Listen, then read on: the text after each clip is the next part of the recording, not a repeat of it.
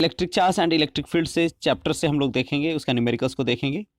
तो सबसे पहला क्वेश्चन ये है कि यदि किसी पिंड पर 100 नैनो कूलम्ब आवेश है, कितना 100 नैनो कूलम्ब, तो पिंड पर कितने इलेक्ट्रॉन मौजूद हैं? If a charge on a body is 100 nano coulomb then how many electrons are present on the body. Clear है? जब इस क्वेश्चंस की बात करेंगे हम लोग तो देखेंगे कि आवेश कितना दिया हुआ 100 नैनो कूलम्ब। प्रीवियस वीडियो में हम लोगों ने क्वांटाइजेशन ऑफ चार्ज देखा था, है ना, यानी आवेश का क्वांटीकरण, उसी के ऊपर ये क्वेश्चन है।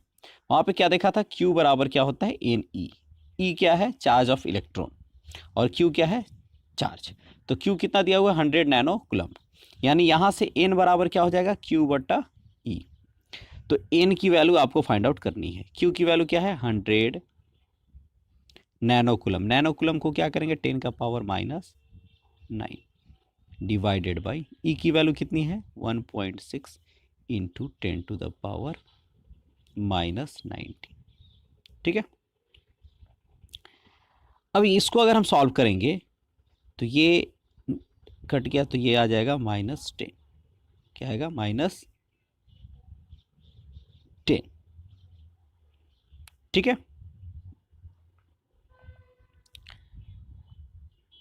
इक्वल्स टू ये क्या हो जाएगा 1 इंटू 10 का पावर 2, इसको लिख सकते हैं 100 को इंटू 10 का पावर 10, ये जो है -10 है ये चला जाएगा ऊपर, डिवाइडेड बाई 1.6, 1.6 से 1 में डिवाइड करेंगे तो आएगा 0.625। तो क्या हो जाएगा यहाँ देखिए 0.625 इंटू 10 का पावर 12, 10 इंटू 2, 10 का पावर 10 इंटू 10 का पावर 2, यानी क्या हो जाएगा 10 का पावर 12, इतना होगा। अगर इसको हम लोग यहाँ ले जाएंगे तो क्या हो जाएगा, डेसिमल उधर जाएगा तो 6.25 इंटू 10 का पावर 11, 10 का पावर 11, तो क्या हो जाएगा ऑप्शन नंबर 4। ये याद रखेंगे, ये क्वेश्चंस पूछे जाएंगे आपसे एमसीक्यू में। तो यहाँ पे 100 नैनो कूलम है, यहाँ पे माइक्रो कूलम दे देगा, कुछ भी दे देगा, है ना। 1 कूलम में कितने होते हैं 6.25 इंटू 10 का पावर 18, इसको याद रखेंगे, निकाल भी सकते हैं, प्रीवियस वीडियो में हम लोगों ने निकाला भी था, लेकिन आप इसको याद भी रखेंगे। ठीक है, नेक्स्ट हम लोग देखते हैं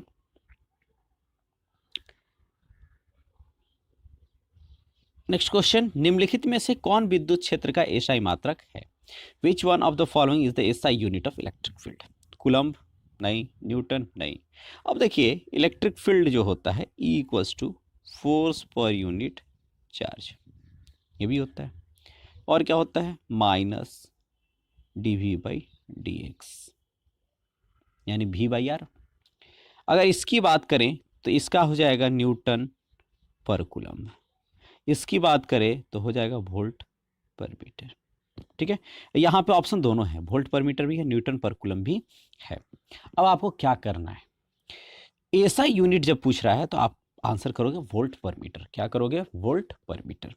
और ये जो न्यूटन पर कूलम्ब है this is the derived unit, Newton किसका यूनिट है फोर्स का, है ना, तो किसका यूनिट है डिराइव्ड यूनिट। न्यूटन को केजी मीटर पर सेकंड स्क्वायर में हम लोग चेंज कर सकते हैं, है ना।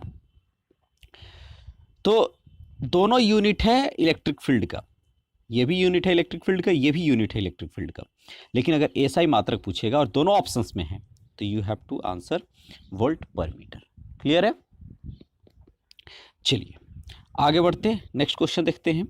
एक आवेश Q त्रिज्या R की एक गाउसी गोलाकार सतह से घिरा है, यदि त्रिज्या को दोगुना कर दिया जाए तो बाहरी विद्युत फ्लक्स क्या होगा? A charge Q is enclosed by a Gaussian spherical surface of radius R. If the radius is doubled, then the outward electric flux will, बाहर का जो इलेक्ट्रिक फ्लक्स है वो क्या होगा? ठीक है, तो आपको पता है सबसे पहला चीज कि गॉसियन प्रमेय क्या कहता है, गॉसियन थ्योरम क्या कहता है कि electric flux is equals to 1/ε0 of the total charge enclosed in that surface. सतह के अंदर जितना भी चार्ज होगा उसका 1/ε0 जो होता है वही इलेक्ट्रिक फ्लक्स होता है। अब यहाँ पे Q/ε0 क्या है? Q/ε0। अब इस Q/ε0 में एरिया का कहीं जिक्र है? नहीं है। रेडियस का कहीं जिक्र है? एरिया रहता तो रेडियस आता, लेकिन उसका जिक्र नहीं है। जब इसका जिक्र नहीं है तो जब तक चार्ज फिक्स है तो इलेक्ट्रिक फ्लक्स भी फिक्स रहेगा। क्लियर है? इसका मतलब है कि इलेक्ट्रिक फ्लक्स कोई चेंज नहीं होगा। तो इसका सही आंसर क्या हो जाएगा? ऑप्शन नंबर 3, अपवर्तित रहता है, यानी रिमेन अनचेंज्ड। क्लियर है? आई होप आप समझ गए होंगे। नेक्स्ट देखिए, एक गाउसी गोला अपने भीतर एक विद्युत द्विध्रुव घेरता है। गोले में कुल फ्लक्स कह रहा है कि एक Gaussian surface encloses an electric dipole with in it, the total electric flux across the sphere. कह रहा है कि गसियन सरफेस के अंदर क्या है? चार्ज है। और कैसा चार्ज है? डाइपोल। डाइपोल का मतलब एक पॉजिटिव और दूसरा निगेटिव। तो total charge enclosed electric flux क्या होता है? फाई क्या होता है? Total charge by epsilon not. तो टोटल चार्ज क्या है? Q, यानी जितना पॉजिटिव वाला होगा उतना ही निगेटिव वाला है, दोनों क्या हो जाएगा? कैंसिल हो जाएगा। तो वैल्यू कितना हो जाएगा? 0। तो अगर डाइपोल अंदर है तो फाई की वैल्यू क्या हो जाएगी? 0। तो आंसर क्या हो जाएगा? 0 होगा। क्लियर है? आंसर क्या हो जाएगा? 0। चलिए आगे देखते हैं हम लोग। यदि EA अपनी अक्षीय रेखा पर एक बिंदु पर एक छोटे द्विध्रुव की विद्युत क्षेत्र की शक्ति हो, इलेक्ट्रिक फील्ड स्ट्रेंथ है किस पे? डाइपोल पे। शॉर्ट डाइपोल है। क्लियर है? शॉर्ट डाइपोल है, इसका मतलब है सीधा फॉर्मूला EA एक्सियल पर क्या हो जाता है? 1/4πε0 2p/r3। 2p/r3। P क्या है? द्विध्रुव, है ना? इलेक्ट्रिक डाइपोल मोमेंट, द्विध्रुव आघूर्ण, यानी, है ना? तो ये 2p/r3, सॉरी। और E इक्वेटोरियल क्या हो जाता है? 1/4πε0 p/r3। क्लियर है? तो अब देख लीजिए यहां से, इसका ये क्या है? ये जो है क्या है? 2 टाइम्स ऑफ EE है। 2 टाइम्स ऑफ EE। तो यानी जो इक्वेटोरियल होता है उसका डबल होता है कौन? एक्सियल। यानी अक्षीय रेखा पर जो इलेक्ट्रिक फील्ड स्ट्रेंथ होगा, है ना, विद्युत क्षेत्र की शक्ति होगी, वो इक्वेटोरियल लाइन पर क्या होगा? उससे डबल होगा। क्लियर है? तो इसका सही आंसर क्या हो जाएगा? ऑप्शन नंबर 2, EA बराबर 2EE।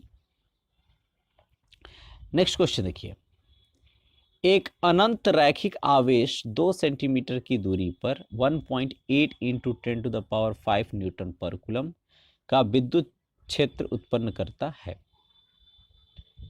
आवेश का रैखिक घनत्व ज्ञात कीजिए। An infinite, the charge produces an electric field of 1.8 × 10⁵ Newton per coulomb.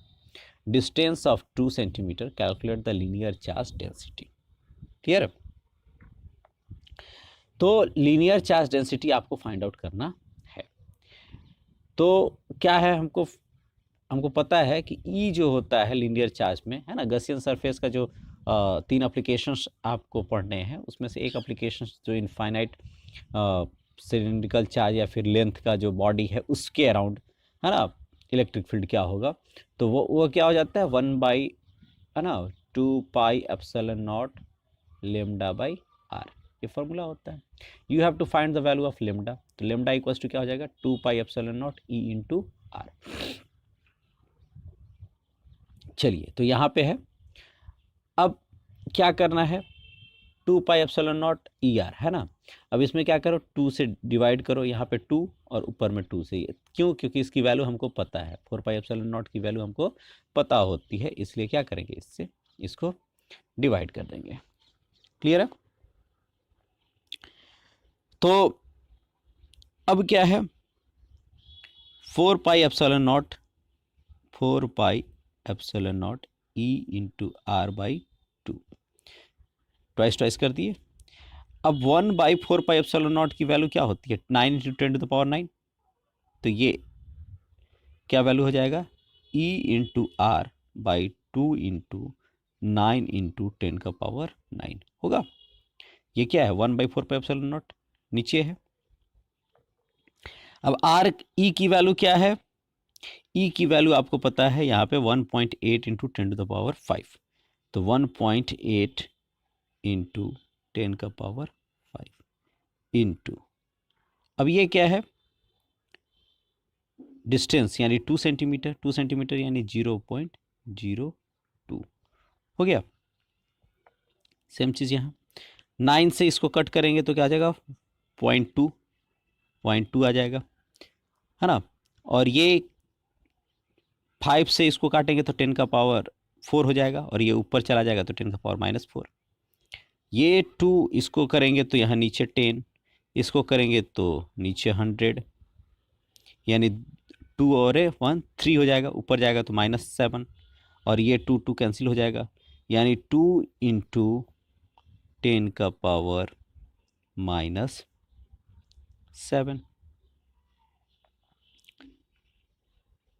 ठीक है, 2 इंटू 10⁻⁷ पर मीटर, क्या हो जाएगा, पर मीटर। आंसर क्या हो जाएगा, 2 इंटू 10⁻⁷ पर मीटर। अब सेंटीमीटर में करना है तो क्या हो जाएगा, 10⁻⁻5 हो जाएगा, 2 इंटू 10⁻⁻5 पर सेंटीमीटर। क्लियर है, is that clear. Linear charge density जो होगा वो क्या हो जाएगा, 2 इंटू 10⁻⁵ पर सेंटीमीटर, या 2 इंटू 10⁻⁷ पर मीटर। नेक्स्ट, 2 बिंदु आवेश है, एक 3 माइक्रोकुलम है और एक 4 माइक्रोकुलम है, एक दूसरे को 10 न्यूटन के बल से प्रतिकर्षित करते हैं। सीधी सी बात है, दोनों पॉजिटिव है तो प्रतिकर्षित ही करेंगे। यदि प्रत्येक पर -6 माइक्रोकुलम का अतिरिक्त आवेश दिया जाए, चलो, तो उनके बीच लगने वाला नया बल क्या है। 2 point charges +3 microcoulomb and +4 microcoulomb repel each other with force of 10 Newton if each is given an additional charge of -6 microcoulomb। देखिए माइक्रोकुलम ही है तो -6 इस पर आएगा 3 पर, तो क्या हो जाएगा, +3 और -6 क्या हो जाएगा, -3 हो जाएगा ना, +3 और -6 तो -3, और +4 और -6 क्या हो जाएगा, -2 होगा। बाई, अब देखो F dash by F equals to क्या हो जाएगा, अगर सेम डिस्टेंस है तो Q dash Q1 dash Q2 dash by Q1 Q2, यही होगा। क्यों, क्योंकि डिस्टेंस तो कैंसिल आउट हो जाएगा, 1/4 पाई एप्सिलॉन नॉट भी कैंसिल आउट हो जाएगा, तो क्या हो जाएगा, Q1 dash -3 Q2 dash -2 by Q1 Q2 कितना हो जाएगा, 3 इंटू 4, तो ये 3 कितना हो जाएगा, 2 है ना, 1/2। अब एफ डैश बाई एफ बराबर 1/2, तो एफ डैश बराबर क्या हो जाएगा, 1/2 इंटू एफ, एफ की वैल्यू कितनी है, 10, तो 2 5 जा 10, क्लियर है, 2 5 जा 10, है ना। यहाँ पे कर देते हैं 3 इंटू 2/3 इंटू 4 इंटू 10, यही क्या हो जाएगा, एफ डैश, तो क्या हो जाएगा, ये कट गया, माइनस माइनस ये 2 हो जाएगा, है ना, और 2 से ये 5 हो जाएगा, तो एफ डैश कितना हो जाएगा, 5 न्यूटन। क्लियर है, एफ डैश कितना हो जाएगा, 5 न्यूटन। तो सही आंसर क्या हो जाएगा, ऑप्शन नंबर सी, यानी 5 न्यूटन। नेक्स्ट क्वेश्चन देखिए, निम्न में से किसका मात्रक वोल्ट पर मीटर है, किसका मात्रक वोल्ट पर मीटर है, ठीक है। तो अभी हम लोगों ने देखा था किसका है, इलेक्ट्रिक फील्ड का है, ये आप कर लेंगे। नेक्स्ट, समरूप विद्युत क्षेत्र में अवस्थित विद्युत द्विध्रुव पर कार्यरत बल आघूर्ण के लिए सूत्र की स्थापना करें। ये एक फॉर्मूला फर्स्ट वाले में छूट गया था, है ना, तो इसका डेरिवेशन हम लोग यहाँ पे देख ले रहे हैं। आपको अगर इलेक्ट्रिक फील्ड स्ट्रेंथ में अगर कोई डाइपोल आता है तो वो टॉर्क एक्सपीरियंस करता है, तो वो टॉर्क कितना होगा यही आपको फाइंड आउट करना है। चलिए यहाँ पे देखते हैं हम लोग कि इलेक्ट्रिक फील्ड स्ट्रेंथ है इधर इस साइड में, और दो है चार्ज माइनस क्यू और प्लस क्यू। लाइन कैसे है, थीटा है with the electric field. Electric field से कैसा है एंगल, थीटा एंगल। दोनों उसके बीच का डिस्टेंस क्या है ना, डाइपोल के बीच का डिस्टेंस क्या है 2l। दोनों चार्ज के बीच का जो दूरी है वो 2l है। एक फोर्स लग रहा है प्लस क्यू पर, जो फोर्स लगेगा है ना, प्लस क्यू पर जो फोर्स लगेगा वो क्या होगा, प्लस क्यू पर चार्ज फोर्स जो लगेगा वो लगेगा क्यू ई, ठीक है। और माइनस पर जो लगेगा वो क्या हो जाएगा, माइनस क्यू ई। देखिए दोनों फोर्स इक्वल स्ट्रेंथ के होंगे बट अपोजिट डायरेक्शन में होंगे। प्लस और माइनस केवल डायरेक्शन को शो कर रहा है, तो दोनों का परिमाण क्या होगा, समान होगा, लेकिन दिशा क्या होंगे, विपरीत होंगे। क्लियर है। अब ये जो फोर्स है वो किधर डाउ, इलेक्ट्रिक फील्ड की तरफ, ये पॉजिटिव से भाग रहा है ना, निगेटिव की तरफ। पॉजिटिव से निगेटिव होता है ना बाहर, और अंदर डाइपोल का डायरेक्शन क्या होता है, निगेटिव टू पॉजिटिव। तो electric field positive to negative, तो ये क्या करेगा, इसको यहाँ डाउनवर्ड, यानी इसको अलाइन कराएगा किधर, इलेक्ट्रिक फील्ड की तरफ। किधर करेगा, इलेक्ट्रिक फील्ड की तरफ। कौन, टॉर्क। तो टॉर्क इक्वल्स टू क्या हो जाएगा, टॉर्क इक्वल्स टू आपका कोई भी एक फोर्स, कोई भी एक बल गुने perpendicular distance between forces. Perpendicular है ना, perpendicular distance between the forces. कौन है परपेंडिकुलर डिस्टेंस,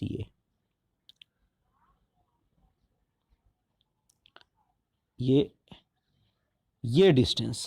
कौन सा डिस्टेंस, ये डिस्टेंस। तो ये क्या है, ये हाइपोटेनस हो जाएगा। ये क्या हो जाएगा, हाइपोटेनस। ये परपेंडिकुलर हो गया,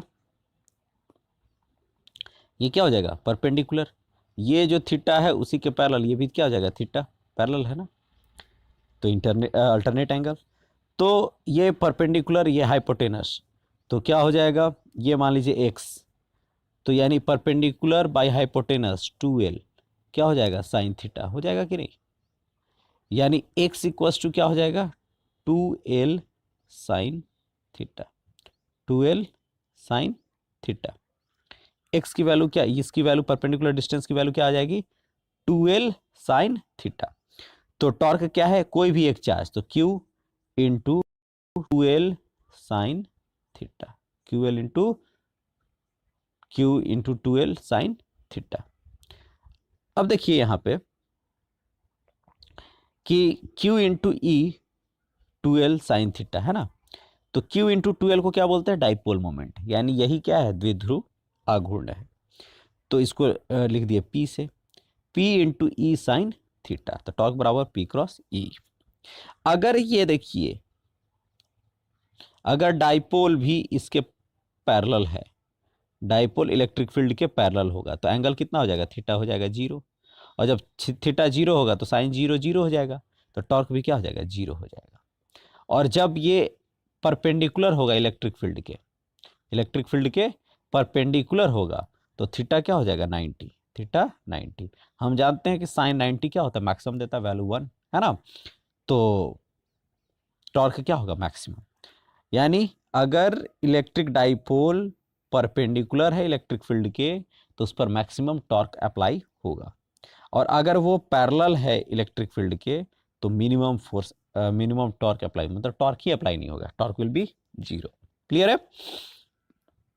इसका मतलब है कि जो टॉर्क है वो एक्ट करता है on dipole which tends to align along the direction of electric field. Torque क्या करता है, डाइपोल को इलेक्ट्रिक फील्ड की डायरेक्शन की तरफ अलाइन कराता है ना। आई होप आपको समझ में आ गए होंगे। अब इसमें क्या था, डाइपोल मोमेंट का आपको डेफिनेशन लिखना था। तो डाइपोल मोमेंट क्या होता है, कोई भी एक फोर्स, कोई भी एक डाइपोल मोमेंट क्या हो, कोई भी एक चार्ज, दोनों डाइपोल में से कोई भी एक चार्ज इनटू उन लोग दोनों के बीच का डिस्टेंस, तो Q इंटू 2L को क्या बोलेंगे, इलेक्ट्रिक डाइपोल मोमेंट। तो what is electric dipole moment, it is the product of either charge and distance between them. ठीक है, तो किसी एक आवेश तथा दोनों आवेशों के बीच की दूरी के गुणनफल को वैद्युत द्विध्रुव आघूर्ण कहते हैं। The product of magnitude of either charge and distance between them is called the electric dipole moment, denoted by P, है ना। डायरेक्शन क्या होता है, negative to positive, negative to positive charge. Clear है, आई होप आप लोग समझ गए होंगे। ये पार्ट 1 पार्ट 2 क्वेश्चन आपको दिख रहा होगा। विद्युत धारिता का मात्रक होता है, क्या मात्रक होता है, unit of capacitance, Q equals to CV, Q equals to क्या होता है, CV, है ना। Q क्या है, चार्ज, और C क्या है, कैपेसिटेंस, तो C बराबर होता है Q बाई V, C बराबर Q बाई V। क्लियर है, तो Q का क्या होगा, Q का हो जाएगा आपका कूलम्ब और V का हो जाएगा वोल्ट, तो यानी कूलम्ब पर वोल्ट, और इसी को बोलते हैं फैरेड। क्या बोलते हैं, फैरेड। या तो कूलम्ब पर वोल्ट रहे या फैरेड रहे, है ना। ये किसका यूनिट है, कैपेसिटेंस का, तो इसका सही आंसर क्या हो जाएगा, ऑप्शन नंबर सी। क्लियर है, ऑप्शन नंबर सी। चलिए दूसरा क्वेश्चन देखिए, एक विद्युत आवेश Q से दूरी पर विद्युत विभव का मान होता है, मतलब electric potential, electric potential at a point P due to a point charge Q, इस Q के कारण जो R डिस्टेंस पर पॉइंट P है वहां पे इलेक्ट्रिक पोटेंशियल क्या होगा, विद्युत विभव क्या होगा। तो क्या होता है, V equals to 1/4 epsilon naught Q by R। क्या होता है, V equals to 1/4 epsilon naught Q by R। तो कौन हो जाएगा, पहला 1/4 epsilon naught into Q by R। ठीक है, तो इसका सही आंसर क्या हो जाएगा, ऑप्शन नंबर ए। इसका सही आंसर क्या हो जाएगा, ऑप्शन नंबर ए। ठीक है, चलिए बढ़ते हम लोग नेक्स्ट क्वेश्चन की तरफ। R त्रिज्या की पृथ्वी की विद्युत धारिता होती है ना। क्या कह रहा है, R त्रिज्या की पृथ्वी की विद्युत धारिता होती है। क्या होती है विद्युत धारिता, विद्युत धारिता क्या होगी, capacitance of earth having radius R। चलिए हम लोग इसको देखते हैं। कैपेसिटेंस C इक्वल्स टू क्या होता है, Q by V, Q by V। अब Q फॉर यहाँ एक मिनट स्मॉल Q ले लेते हैं या कैपिटल Q जो भी है, Q बाई V। तो क्या हो जाएगा, Q बाई V की वैल्यू क्या होती है, 1/4 epsilon naught Q by R। Radius क्या कह रहा है, R। ठीक है, उसके सरफेस पे लाना है, तो रेडियस क्या है, R। अब यहां से क्या होगा, दैट इज इक्वल्स टू, ये 4 एप्सिलॉन नॉट नीचे है तो चला जाएगा ऊपर, 4 एप्सिलॉन नॉट R ऊपर चला जाएगा, और Q Q क्या होगा, कैंसिल आउट हो जाएगा, तो क्या बचेगा, 4 epsilon naught into R। Clear है, तो इसका सही आंसर क्या हो जाएगा, ऑप्शन नंबर बी। क्या हो जाएगा, option number B, 4 epsilon naught R। ये केवल पृथ्वी की बात नहीं है, स्फेरिकल कोई भी सरफेस की बात है ना, कोई भी गोला है उस पर उसका क्या होगा, इलेक्ट्रिक पोटेंशियल यानी इलेक्ट्रिकल कैपेसिटेंस क्या होगा, कैपेसिटेंस उसका कितना हो जाएगा, 4 एप्सिलॉन नॉट इंटू रेडियस। ठीक है, चलिए अब हम लोग नेक्स्ट देखेंगे क्वेश्चन। नेक्स्ट क्वेश्चन क्या है,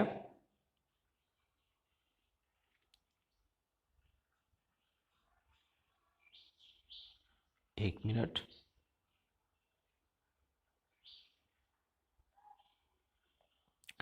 विद्युत विभव बराबर होता है electric potential is equals to. तो इलेक्ट्रिक पोटेंशियल क्या होता है? इलेक्ट्रिक पोटेंशियल कोई भी टेस्ट चार्ज को एक यूनिट चार्ज के पास, है ना, लाने के लिए जितना वर्क डन करना पड़ता है उसी को क्या बोलते हैं? Electric potential. तो work done per unit charge, ठीक है, work done per unit charge. उस टेस्ट चार्ज को, उस चार्ज को एक पॉइंट से दूसरे पॉइंट पर लाने में जितना वर्क डन करना पड़ता है उसी को हम बोलते हैं इलेक्ट्रिक पोटेंशियल। क्लियर है? तो इसका सही आंसर क्या हो जाएगा? Option number B, work done by charge. Clear? चलिए नेक्स्ट क्वेश्चन कह रहा है कि यदि 100 वोल्ट तक आवेशित करने पर एक सांधित्र की संचित ऊर्जा 1 जूल हो तो सांधित्र की धारिता होगी, कैपेसिटर की कैपेसिटेंस क्या होगी? कितना वोल्ट तक? 100 वोल्ट तक। यानी वोल्ट आपका दिया हुआ है 100 वोल्ट, ठीक है। एनर्जी यू दिया हुआ है 1 जूल। यू कितना दिया हुआ है? 1 joule. You have to find the value of capacitance. क्या वैल्यू फाइंड आउट करना है? कैपेसिटेंस की।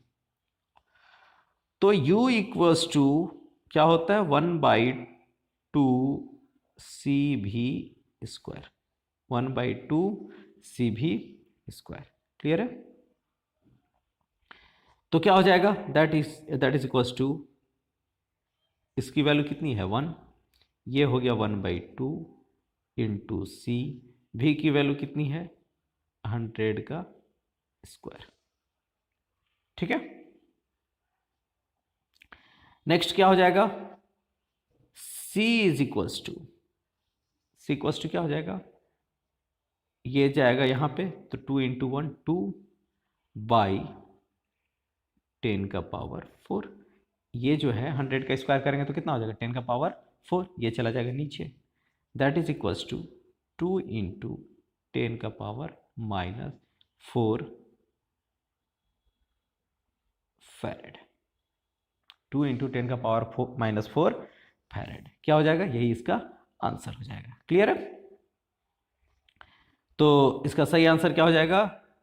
2 इंटू 10 का पावर -4, यानी ऑप्शन नंबर बी, ठीक है।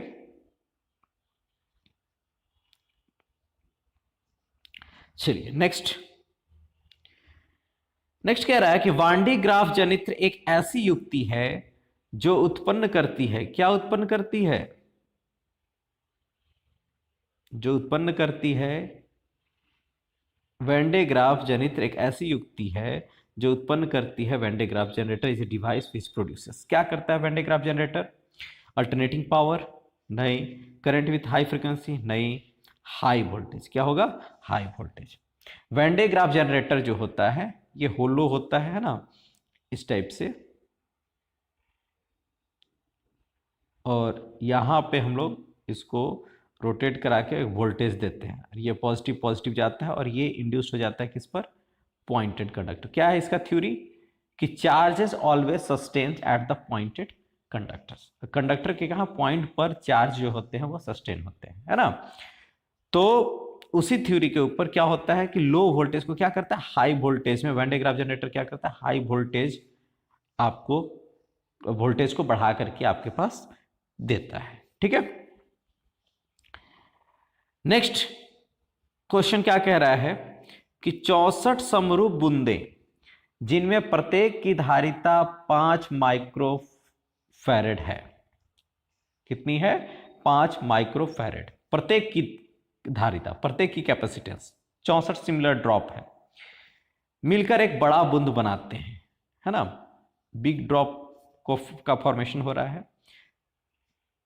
बड़े बूंद की धारिता होगी, capacitance of big drop will be what? क्या होगा? ठीक है। तो सबसे पहला चीज जो कैपेसिटेंस ऑफ बिग ड्रॉप की बात आ रही है, तो मान लीजिए उसको हम लोग C डैश ले लेते हैं, ठीक है। तो C dash is equals to what?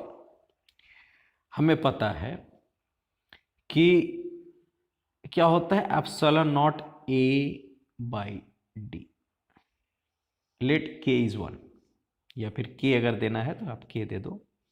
के will be the same, dielectric constant क्या, परावैद्युतांक जो होगा वो सेम होगा, तो के लिखे या ना लिखे कोई दिक्कत नहीं। तो ए डैश और डी डैश करते हैं। ये क्या है, big drop. Similar smaller drop का क्या हो जाएगा, C that is equals to K epsilon naught A by D. Drop है तो छोटा वाला का रेडियस मान लेते हैं आर, और बड़े वाले का रेडियस मान लेते हैं कैपिटल आर। ठीक है, तो छोटे वाले का एरिया क्या होगा और बड़े वाले का एरिया क्या होगा? तो क्या होगा, बड़े वाले का एरिया 4 पाई आर स्क्वायर।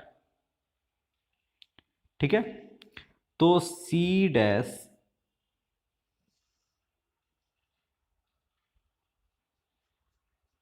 है ना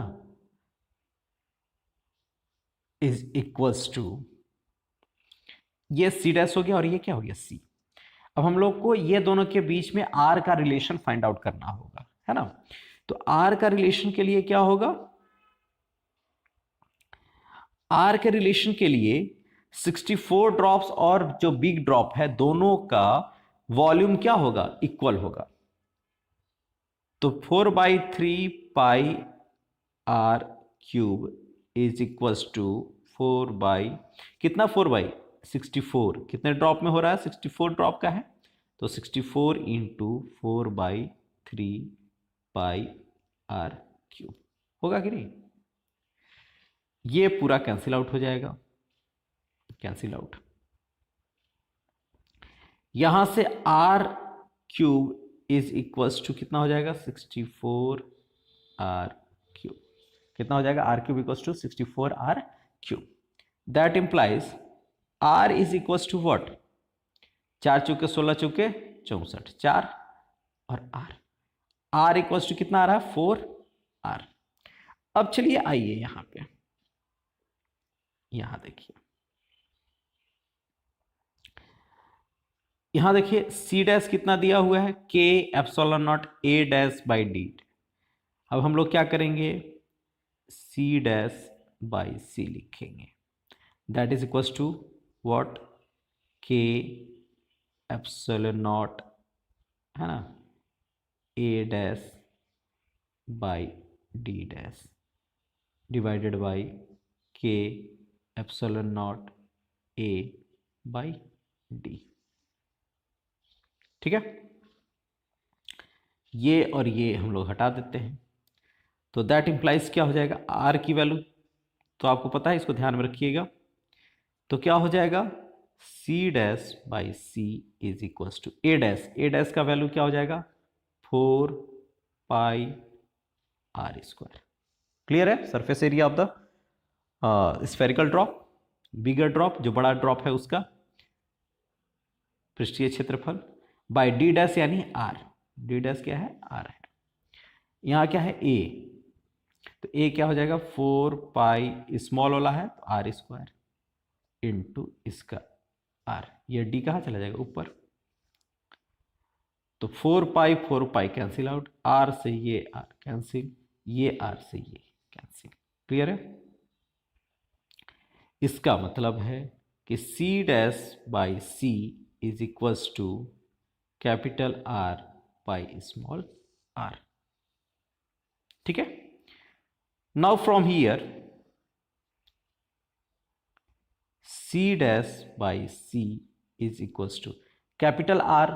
कैपिटल आर की वैल्यू कितनी है, capital R is equals to आपको मिला है 4r। कितना मिला है, 4r, तो हो जाएगा 4 small r by r।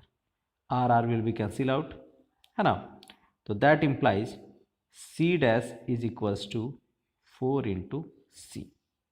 C dash equals to 4 into C, that implies C dash is equals to 4 into C की वैल्यू कितनी है 5 माइक्रो फैरेड, ये है ना। सी डैश की वैल्यू कितनी है, सी की वैल्यू कितनी है 5 माइक्रो फैरेड। तो 5 इंटू 4 कितना हो जाएगा, equals to 20 micro farad, 20 micro farad. C dash की वैल्यू कितनी हो गई 20 माइक्रो फैरेड। तो इसका सही आंसर क्या हो जाएगा, तो इसका सही आंसर हो जाएगा आपका 20 माइक्रो फैरेड। क्लियर है, इसका सही आंसर ऑप्शन नंबर बी। देखिए सबसे पहले क्या किए हम लोग, इसमें हम लोग सबसे पहले वॉल्यूम को इक्वल किए, वॉल्यूम इक्वल करके आर की वैल्यू का रिलेशन निकाल लिए, दोनों का आर का रिलेशन निकाल ले, है ना। वॉल्यूम इक्वल करके आर का संबंध निकाल लिए। उसके बाद सी डैश का फॉर्मूला आपको पता है, सी का भी फॉर्मूला छोटा के लिए सेम है। और फिर क्या किए, उसको यहाँ सॉल्व कर दिए। ठीक है, क्लियर है। चलिए देख ले एक बार, नेक्स्ट क्वेश्चन किसी तरफ चलते हैं हम लोग। चलिए नेक्स्ट क्वेश्चन क्या कहता है कि समान धारिता के 3 संधारित्रों को श्रेणी क्रम में जोड़ने पर, समान धारिता के 3 संधारित्रों को श्रेणी क्रम में जोड़ने पर तुल्य धारिता 6 माइक्रोफैरेड होती है। यदि उन्हें समांतर क्रम में जोड़ा जाए तो धारिता होगी। 3 कैपेसिटर है, मान लीजिए तीनों कैपेसिटर कितना कितना है, सी है, और तीनों को श्रेणी क्रम में जोड़ने पर कितना हो जाता है 6 माइक्रोफैरेड। कितना हो रहा है 6 माइक्रोफैरेड।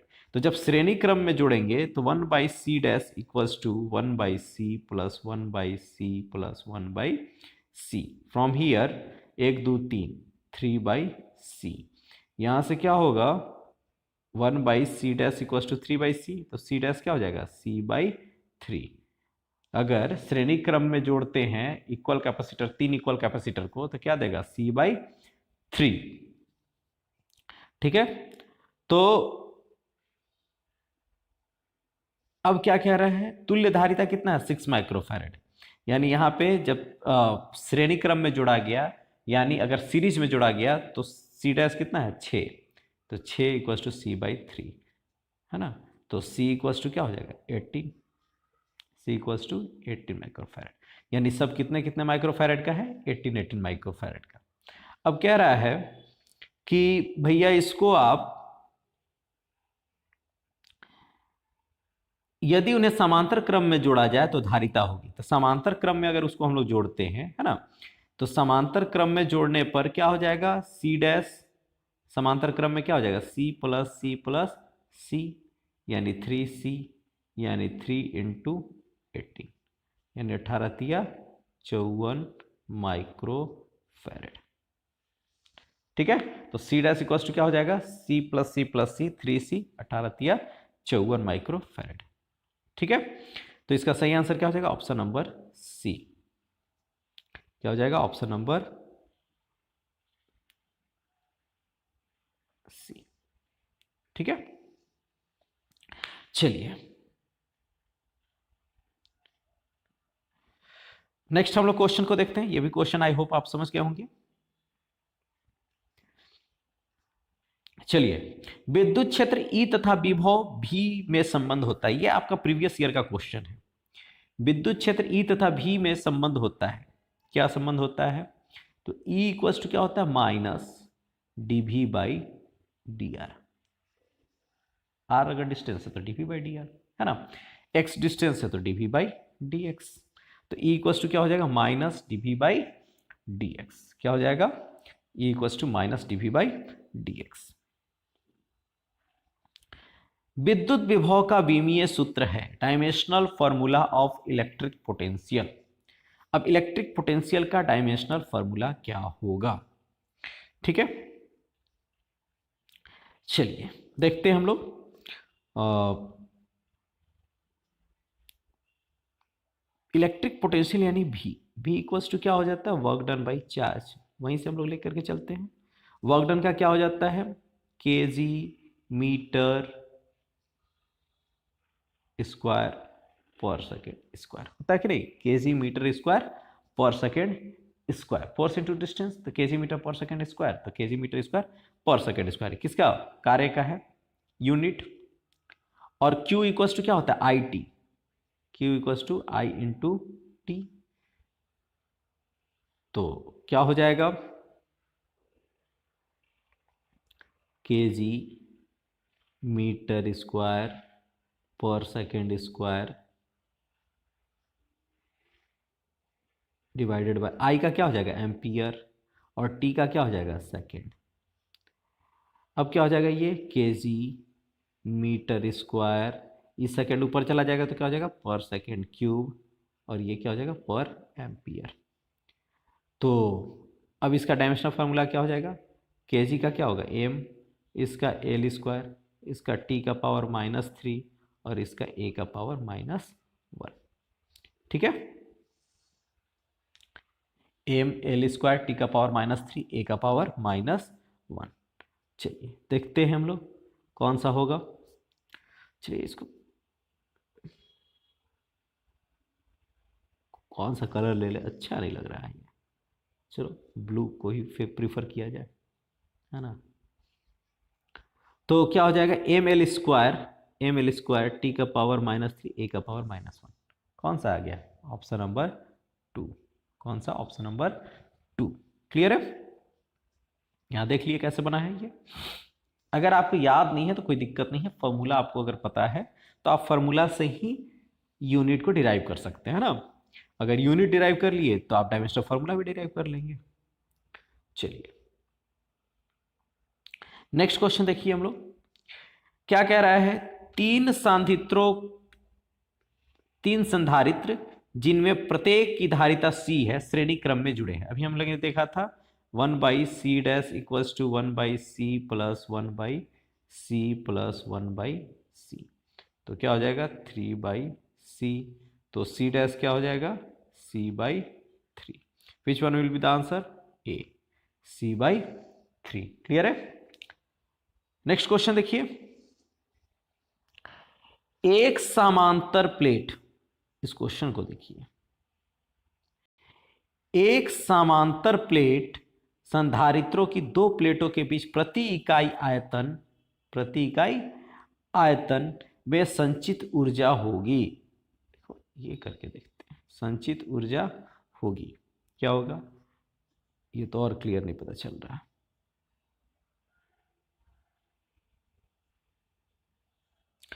है ना। The energy stored per unit volume between two plates of a parallel plate capacitor will be, क्या होगा energy stored per unit volume between two plates of parallel plate capacitor.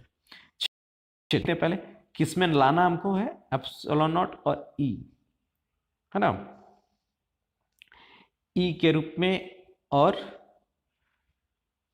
E is the electric field. ठीक है, देखते हैं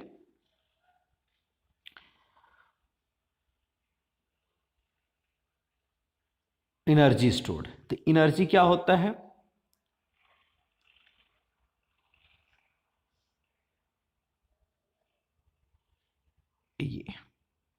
ये मान लीजिए energy you से 1/2 CV², 1/2 CV²।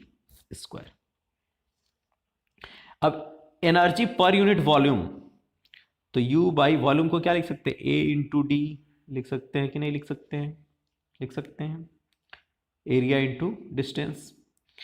1/2 C की वैल्यू क्या हो जाएगी epsilon not A by D, epsilon not A by D into V²। अब देखिए यहां पे A इंटू टी हम लोग किए हैं, तो क्या करना होगा नीचे भी हमको क्या करना होगा A इंटू डी करना होगा, कर दिए। ठीक है, अब ए क्या हो जाएगा कैंसिल आउट हो जाएगा, ए क्या हो गया कैंसिल आउट।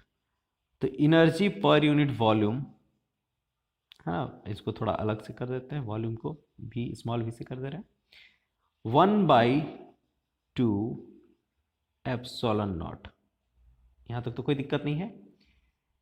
V², ये वोल्टेज है, V²/d², इलेक्ट्रिक पोटेंशियल। ठीक है, आ गया ना आंसर? क्या है?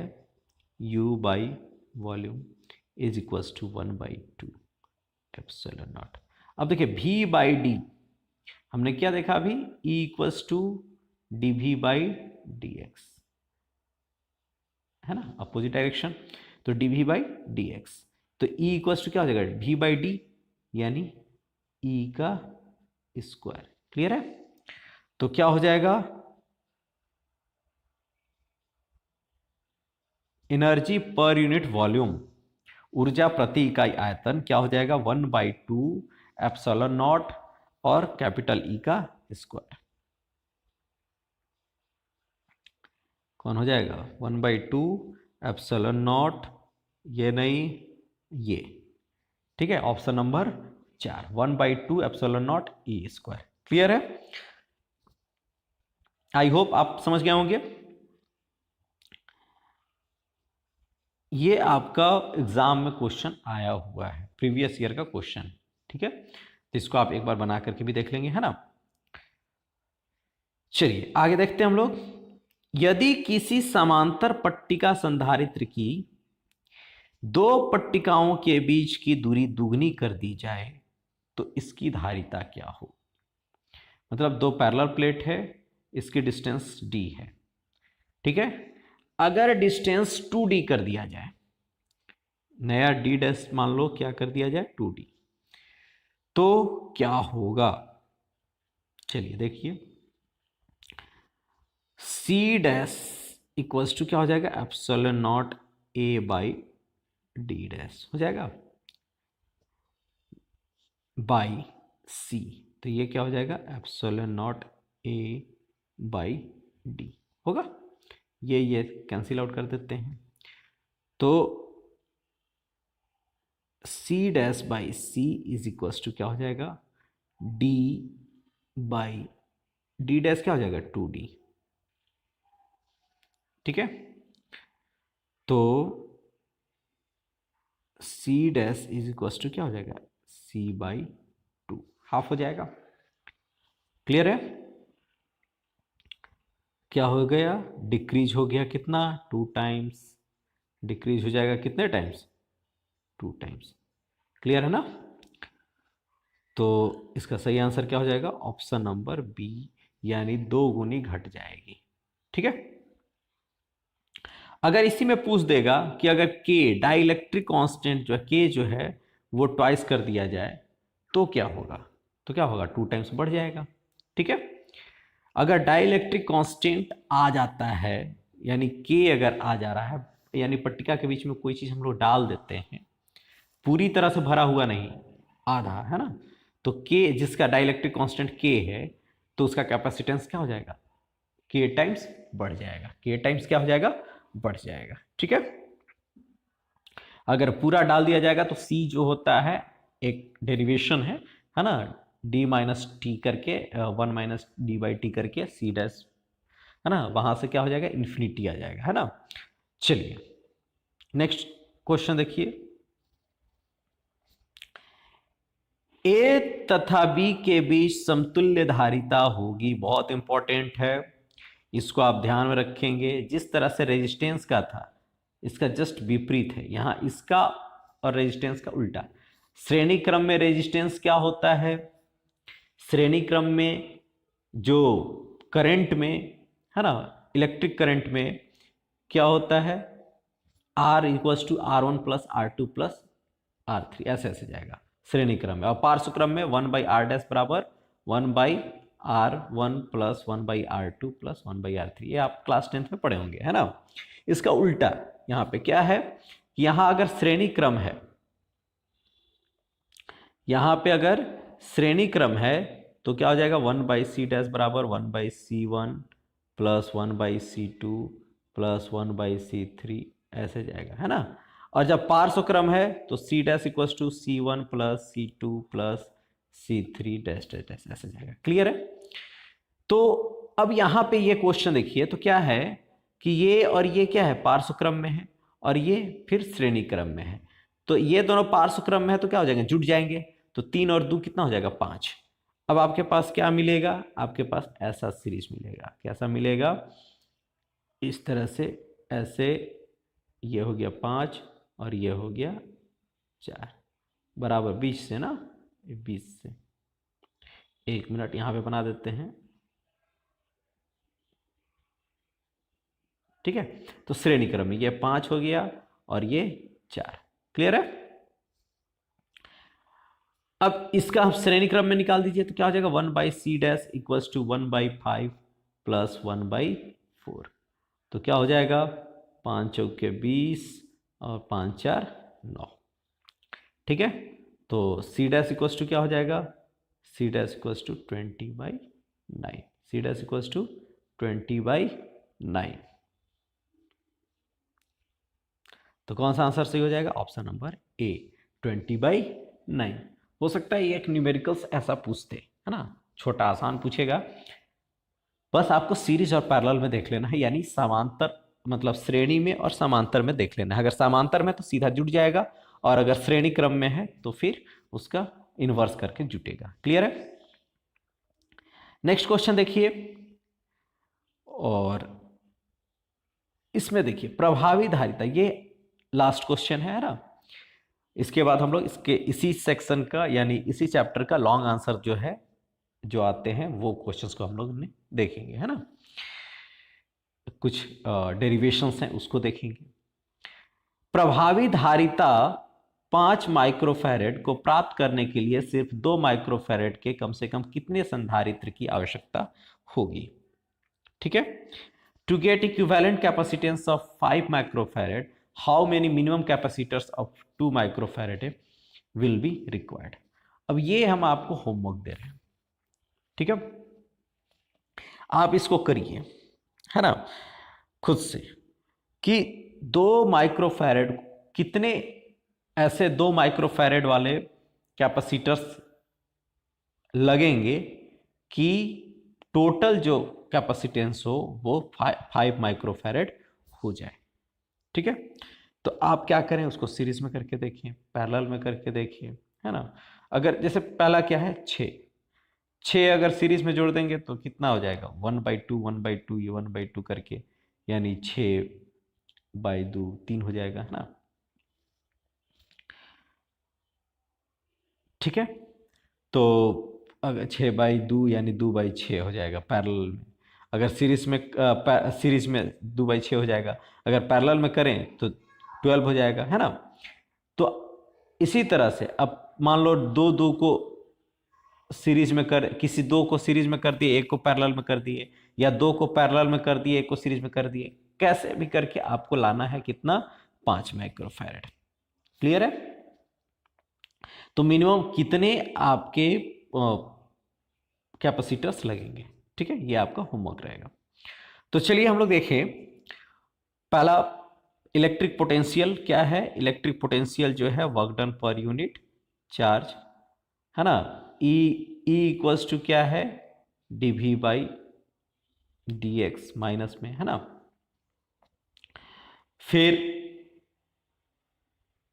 डाइपोल में एक्सियल में V की वैल्यू कितनी हो जाएगी, ये अभी हम लोग देखेंगे, P/R² करके।